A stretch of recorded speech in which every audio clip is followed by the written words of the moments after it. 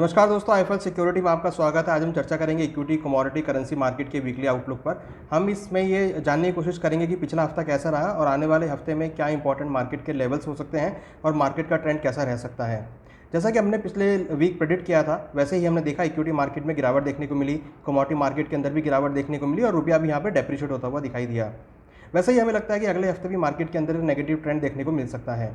अगर हम बात करें तो लास्ट वीक डाउ जोन्स करीबन 2.14% की गिरावट के साथ 32,196 के स्तर पर बंद हुआ। वहीं हमने निफ्टी और सेंसेक्स में भी गिरावट देखी।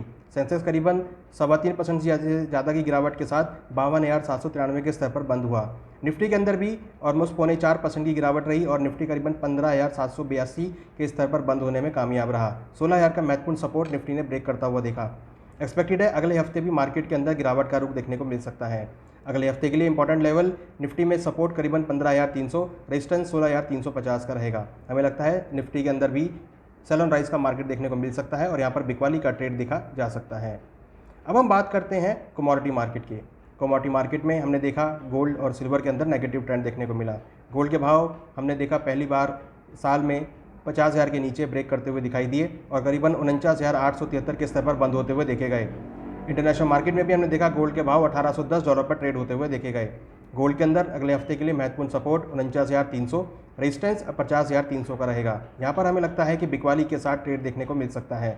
जिस तरीके से डॉलर इंडेक्स में बढ़त देखने को मिली है और जिस तरीके से यूएस के अंदर इंटरेस्ट रेट बढ़ते हुए दिखाई दी हैं, एक्सपेक्टेड है आने वाले दिनों में भावों में और गिरावट देखने को मिल सकती है। हमने रिसेंटली इन्फ्लेशन के डेटा आते हुए देखे जो कि थोड़े से पॉजिटिव नोट पर आते हुए दिखाई दिए और उसकी वजह से हमने डॉलर इंडेक्स में तेजी लौटते हुए देखी। अब हम बात करते हैं सिल्वर की, तो सिल्वर के अंदर भी हमने यहाँ पर गिरावट आते हुए देखी। सिल्वर के भाव करीबन 5% से ज़्यादा गिरावट के साथ 59,352 के स्तर पर बंद होते हुए देखे गए। यहाँ हमने 60,000 के नीचे का लेवल ब्रेक होते हुए देखा। कहीं ना कहीं अगर हम देखें तो सिल्वर के भाव इंटरनेशनल मार्केट में भी $21 के आसपास ट्रेड होते हुए देखे गए। यहाँ पर महत्वपूर्ण सपोर्ट 58,600 और रेजिस्टेंस 61,000 का रहेगा। हमें लगता है सिल्वर के अंदर भी अगले हफ्ते बिकवाली देखी जा सकती है और सिल्वर के भाव नीचे 58,600 से लेकर 58,000 तक के लेवल और इंटरनेशनल मार्केट में $20.20 तक के लेवल देखने को मिल सकते हैं। बात करें बेस मेटल की, तो यहाँ पर भी बिकवाली का माहौल ही देखने को मिला। बेस मेटल के अंदर हमने कॉपर, जिंक, एल्युमिनियम के अंदर सभी के अंदर एक गिरावट का रुख आते हुए देखा। कॉपर के भाव करीबन 1% से ज़्यादा गिरावट के साथ 752.95 के स्तर पर बंद होते हुए देखे गए। कॉपर में यहाँ पर महत्वपूर्ण सपोर्ट 745 और रेजिस्टेंस 775 का रहेगा। हमें लगता है कॉपर के भाव अगले हफ्ते भी गिरावट के साथ ट्रेड हो सकते हैं और नीचे करीबन 745 से लेकर 740 तक के लेवल देखे जा सकते हैं। एलएमई के अंदर इन्वेंट्री बढ़ने और डिमांड कम होने की वजह से भावों में गिरावट देखने को मिली। साथ में ग्लोबल इक्विटी मार्केट में भी गिरावट की वजह से हमने बेस मेटल के प्राइजेस में गिरावट को रुकाते हुए देखा। जिंक के भाव की अगर बात करें तो जिंक के भाव अगेन इस हफ्ते भी 5% से ज़्यादा की गिरावट के साथ 308.25 के स्तर पर बंद होते हुए देखे गए। जिंक में भी यहाँ पर महत्वपूर्ण सपोर्ट 300 रुपये का रहेगा, रेजिस्टेंस 315 का रहेगा। एक्सपेक्टेड है जिंक के भावों में गिरावट देखी जा सकती है और जिंक के भाव 300 रुपये तक के लेवल और उसके नीचे तक भी भाव जाने की उम्मीद है। यहाँ पर भी बिकवाली का ट्रेड देखने को मिल सकता है।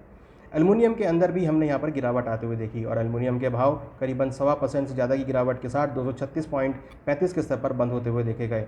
एल्युमिनियम में महत्वपूर्ण सपोर्ट 230 का, रेजिस्टेंस 242 का देखने को मिल सकता है और यहाँ पर एक्सपेक्टेड है 230 से लेकर 228 तक के लेवल देखने को मिल सकते हैं। तो यहाँ पर भी बिकवाली का ट्रेड देखने को मिल सकता है। बात करते हैं क्रूड ऑयल की, तो जहाँ हमने पूरा कमोडिटी मार्केट में गिरावट देखी, वहीं हमने क्रूड में एक पॉजिटिव ट्रेंड के साथ ट्रेड होते हुए देखा। लास्ट वीक भी हमने प्रेडिक्ट किया था कि क्रूड के भावों में तेजी रहेगी, वैसा ही ट्रेंड हमने क्रूड के भावों में आते हुए देखा। क्रूड के भाव 0.76% की तेजी के साथ 8,511 के स्तर पर बंद होते हुए देखे गए। यहाँ पर डिमांड अधिक होने की वजह से भावों को सपोर्ट मिलता हुआ दिखाई दिया और सप्लाई में कमी होने की वजह से भी यहाँ पर हमने एक डिमांड बढ़ती हुई देखी। कहीं ना कहीं भावों के अंदर हमने तेजी का रुख देखा है। क्रूड की अगर बात करें तो यहाँ पर इंपॉर्टेंट सपोर्ट 8,100 का रहेगा, रेजिस्टेंट 8,700 का देखने को मिल सकता है और यहाँ पर खरीदारी का ट्रेड बना सकते हैं। अगले हफ्ते क्रूड के भाव 8,600 से लेकर 8,700 तक के लेवल को छू सकते हैं। नेचुरल गैस की बात करें तो नेचुरल गैस के भावों में हमने करीबन 4% से ज़्यादा की गिरावट देखी और भाव करीबन 592.60 के स्तर पर बंद होते हुए देखे गए। नेचुरल गैस में यहाँ पर मौसम में तब्दीली होने की वजह से यूएस के अंदर डिमांड कम होने की वजह से नेचुरल गैस के भावों में गिरावट देखने को मिली। एक्सपेक्टेड है अगले हफ्ते नेचुरल गैस के भावों में अगेन गिरावट देखी जा सकती है। यहाँ पर महत्वपूर्ण सपोर्ट 560 और रेजिस्टेंस 630 का रहेगा। एक्सपेक्टेड है अगले हफ्ते भावों में गिरावट रहेगी और भाव नीचे करीबन 560 से लेकर 550 के स्तर को छू सकते हैं। बात करते हैं करेंसी सेगमेंट की, तो जैसा कि हमने प्रेडिक्ट किया था कि यूएसडी आईएनआर में हम यहाँ पर डेप्रिसिएशन देखेंगे, तो वैसा ही यहाँ पर डेप्रिसिएशन होते हुए देखा और यूएसडी आईएनआर करीबन 0.60% की तेज़ी के साथ 77.54 के स्तर पर देखा हुआ है, जो कि लाइफ टाइम एक लो लेवल है रूपी के लिए।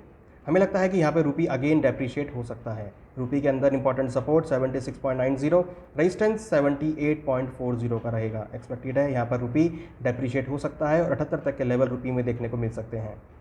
JPY-INR के अंदर भी हमने बढ़त बनते हुए देखी, जैसा कि हमने लास्ट वीक भी प्रेडिक्ट किया था।